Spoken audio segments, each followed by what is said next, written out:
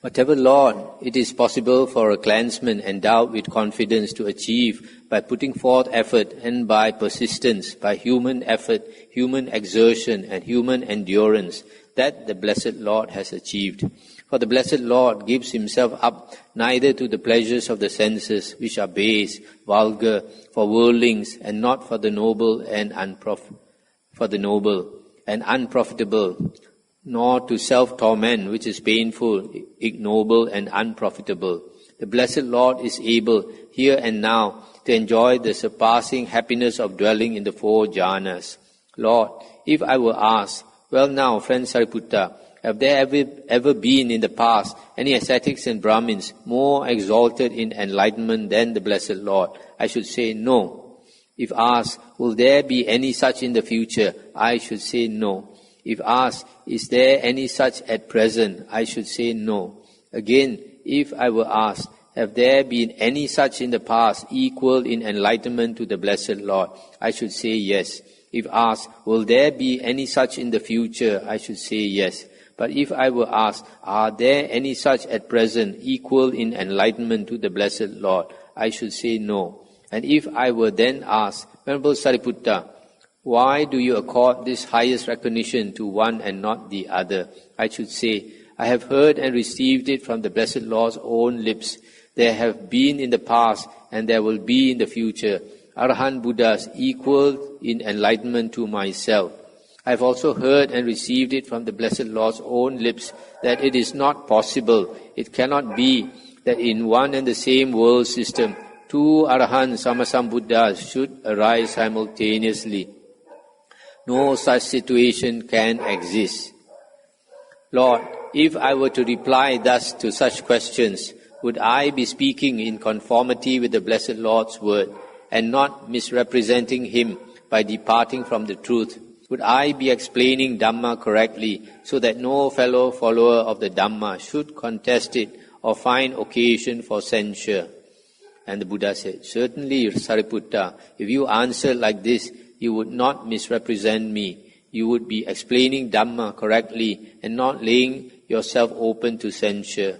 At this, the Venerable Udayi said to the Lord, it is wonderful, Lord. It is marvelous how content the Blessed Lord is, how satisfied and restrained. When being endowed with such power and influence, he does not make a display of himself. If the wanderers professing other doctrines were able to discern in themselves even one of such qualities, they would proclaim it with a banner. It is wonderful that the Blessed Lord does not make a display of himself. And the Buddha said, well then, Udayi, just observe, so it is. If such wanderers were able to discern in themselves even one of such qualities, they would proclaim it with a banner. But the Tathagata is content. He does not make a display of himself. Then the Lord said to Sariputta, and therefore you, Sariputta, should frequently speak about this matter to monks and nuns, to male and female lay followers, and any foolish people who have doubts or queries about the Tathagata will, by listening to such talk, have their doubts and queries resolved. This is how the Venerable Sariputta proclaimed his confidence in the Lord. And so, one name for this exposition is the serene faith. Sampasadaniya Sutta. That's the end of the suttas. Huh? Anything to discuss?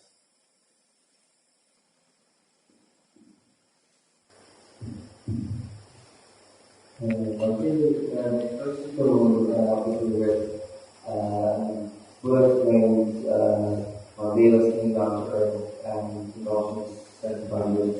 that similar to the story of feeding the leaf? No, it is not similar.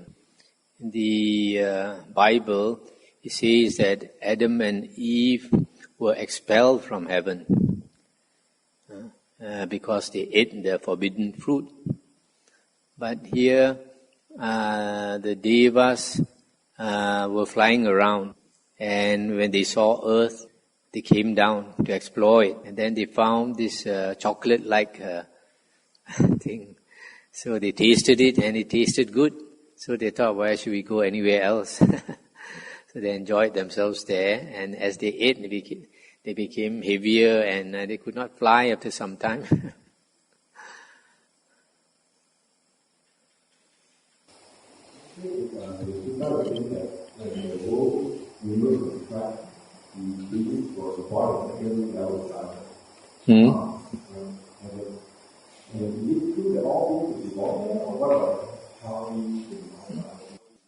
It's not stated, so I don't know. But anyway, since the world is mind-made, so you can't see that there were so many beings before the world was destroyed, and there will be the same number of beings after that.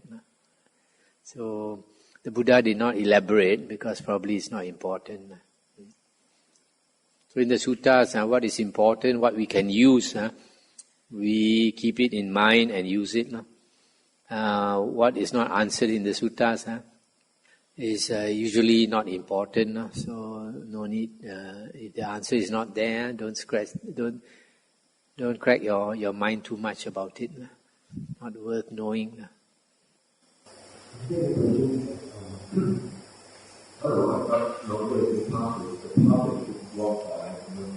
And how does it connect to the 37 factors of enlightenment? Is it derived from the noble path? Because in the bottom of the group, the end of suffering is noble path. But how does the 37 factors come into the because this is the 37 factors of the noble path is part of it. This gets upset. How the 37 Bodhipakkhiya Dhammas are connected to the Noble Eightfold Path.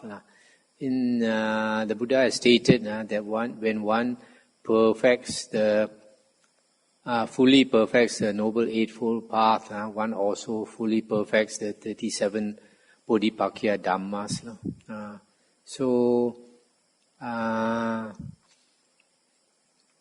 You see, take for example the 4 Iddhipada. The 4 Iddhipada are the 4 bases of psychic power.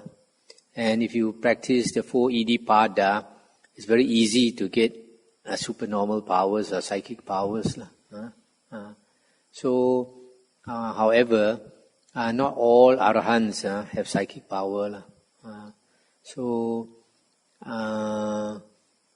Psychic powers come to some people when they attain the 4 jhanas. But some people, even after they attain the 4 jhanas, they don't have psychic power. But if they take the trouble to develop the psychic powers, then they can.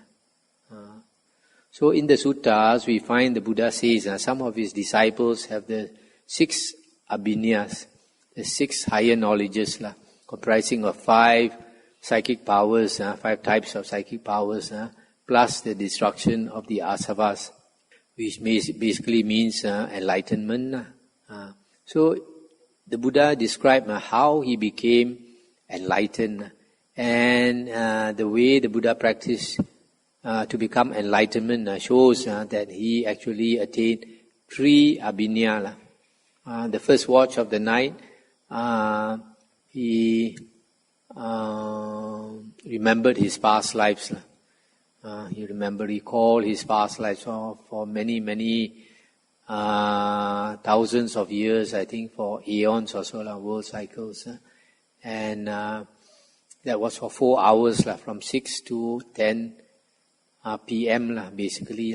And from 10 p.m. to 2 a.m., the Buddha used the divine eye, the heavenly eye, to look at beings, what karma they created, and as a result, where they took rebirth.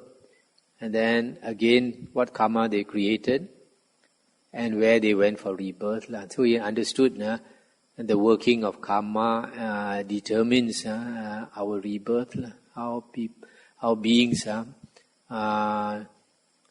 migrate to the rounds of rebirths according to the karma they create. Then on the last watch of the night, since he had remembered his past lives, he recalled that he was a monk disciple of the previous Buddha Kassapa. So all the Dhamma came back to him. which was not taught to him by any teacher in his last life. He only recalled all the Dhamma from the previous life. So he used that Dhamma in the last watch of the night, from 2 to 6 a.m. To contemplate on the Four Noble Truths. And from there, he attained destruction of the asavas. So basically, the Buddha is a three knowledges arahant. The Buddha is a three knowledges arahant. But some of his disciples are 6 knowledges arahant. So you see, for the Buddha to teach his disciples, when he decided to become a Sammasambuddha, proclaim the Dhamma in the world, I think he would have normally, I guess he would have recalled the previous Buddhas, what they taught, how they taught, and all this. So then probably he recalled that there are some arahants who have 6 higher knowledges. So probably he developed the other 3 higher knowledges, so that he's able to teach his disciples. And also you notice from the suttas that the Buddha himself did not practice the meditation on the 32 parts of the body. But when he decided to teach, the first meditation subject he taught was the 32 parts of the body. And only later, when some of his disciples committed suicide, that he was persuaded to teach another method of meditation. Then he taught Anapanasati. And in teaching Anapanasati, I declared that he himself practiced Anapanasati before enlightenment. And even after enlightenment, he continues to practice Anapanasati, which is basically a samatha meditation to attain the jhanas. But nowadays, you find some vipassana teachers, they claim that the Buddha practiced vipassana meditation. But in the suttas, it's very clear, the Buddha told his disciples, if anybody asks what meditation the Tathagata practiced, he told them to tell that the Tathagata practiced Anapanasati before enlightenment and even after enlightenment. So basically, a Buddha, coming back to your 37 Bodhipakya Dhammas. So some arahants, after they have become enlightened, they have attained 4 jhanas. And after they have become enlightened, they have no more the self. So because they have no more the self, unless they have something that they need to do with psychic power, and then like Venerable Sariputta, he has no psychic power and he has no desire to attain psychic power also, because he has no desire to show psychic power to people. But on the other hand, if he were asked maybe to do something by the Buddha with psychic power, then probably he would develop it. So the Noble Eightfold Path, if you practice the Noble Eightfold Path, it is enough for enlightenment. But if you develop it fully, then all the psychic power can come, and then all the 37 Bodhipakya Dhammas also can be complete. Okay, one question, how do you overcome boredom? For example, when you're waiting for bus, train, flight, how do you spend time in work? Okay. If we let our mind idle, there's an English saying, an idle mind is a devil's workshop. So, when your mind is idle, unwholesome states can arise, like boredom is an unwholesome state. So, you have to keep the mind occupied. And one easy way is to chant. In the Buddha's teachings, we don't chant mantras, because mantras are words of power. We are not seeking for power. So we chant either Namo Tassa Bhagavato Arahato Samma Sambuddhassa, or we chant Namo Buddhaya, Namo Buddhaya, Namo Buddhaya. Or we chant the 32 parts of the body, which is much longer.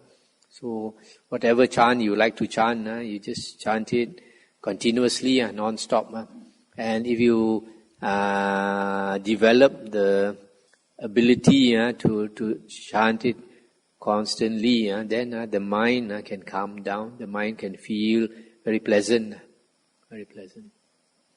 Another way is to recall the Dhamma that you have learned. Reflect on it, then you might understand it better.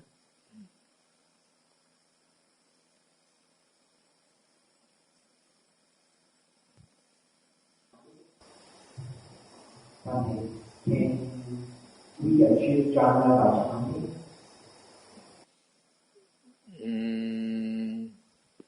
See, like the 32 parts of the body,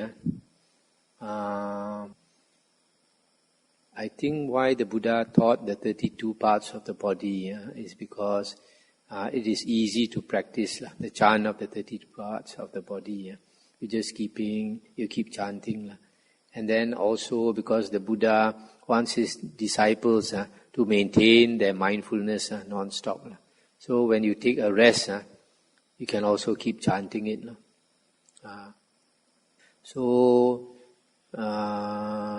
I'm not sure, but I think it's probably you can attain the first jhana, only the first jhana from chanting. If you practice to the state that it keeps this chant goes non-stop in your mind, and if you can maintain your mindfulness most of the time with that chant.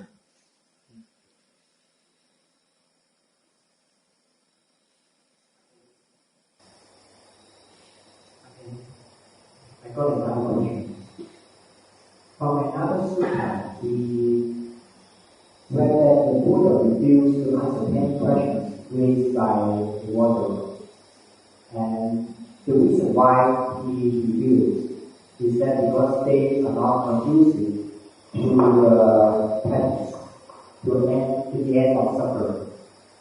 But here, we see that the Buddha explained the beginning of the universe, so in details. I'm wondering why he refused to answer the 10 questions, but here he explained them in such details. I think the Buddha sees the person, whether he is capable of understanding. Then only the Buddha will explain. Like in one of the suttas, one external sect ascetic asked the Buddha about non-self, and the Buddha kept quiet. And then after asking a few questions which the Buddha did not answer, this wanderer, external sect ascetic, left. And after that, Venerable Ananda asked the Buddha, why didn't you explain Bhagava? And the Buddha said, if I say there is a self, that would contradict the Dhamma. And if I say there is no self, and then this person will be, this wanderer will be confused. All the time I have a self, now I have no self. So he is not able to understand, especially external sect wanderers, ascetics. The Buddha said they are not trained in the way the Buddha's disciples are trained. They are not familiar with the Dhamma that the Buddha's disciples are familiar with. So because their background is different, their teaching is different, their training is different, everything is different. To teach them, they have to firstly throw away all what they have learned, all the things they have learned before, throw it away, and then start from the bottom, slowly teach them. To tell them the higher Dhamma immediately, they will not be able to grasp it.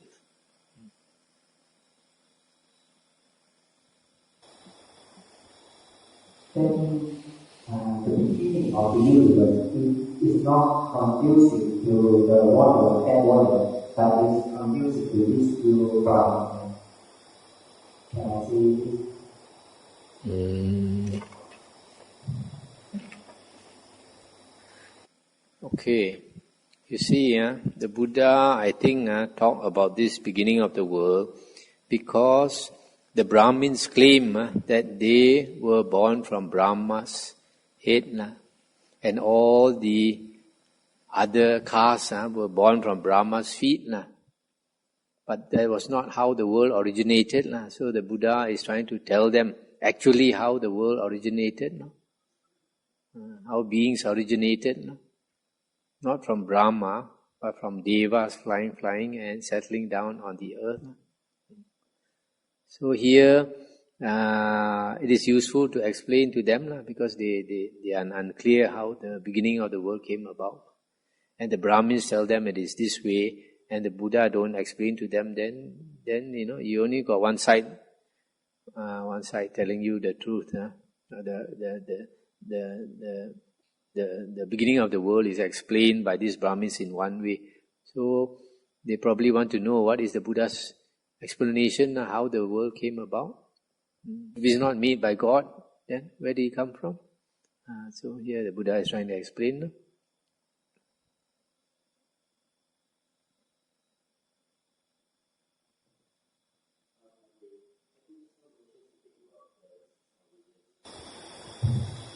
Thank you so much to think about the knowledges.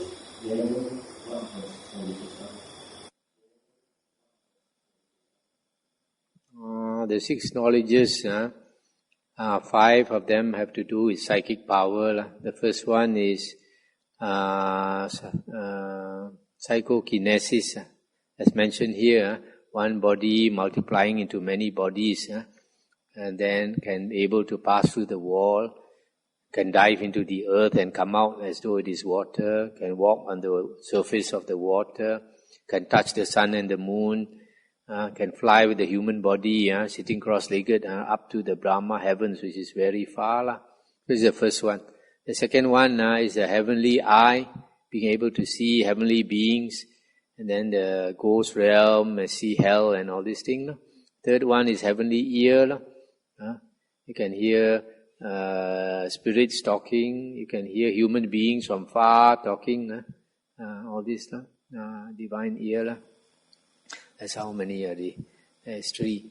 And then another one is to be able to recall your past lives, up to thousands of lifetimes or world cycles. And then the 5th one, to be able to read the minds of other beings. Okay? What other people are thinking, what the Deva is thinking, what the ghost is thinking. Then the last one is the destruction of the asavas, which means enlightenment.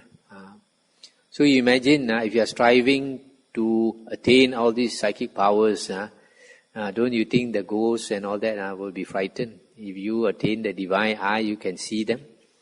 You attain the divine ear, you can hear what they are talking.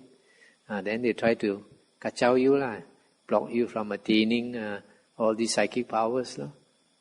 So that's why when you develop yourself up to that stage, when you are nearing that stage, they come and disturb you. That's why Mara comes to disturb the Jesus Christ. Mara comes to disturb the Buddha, the Arahant disciples and all that. Okay, shall we end here?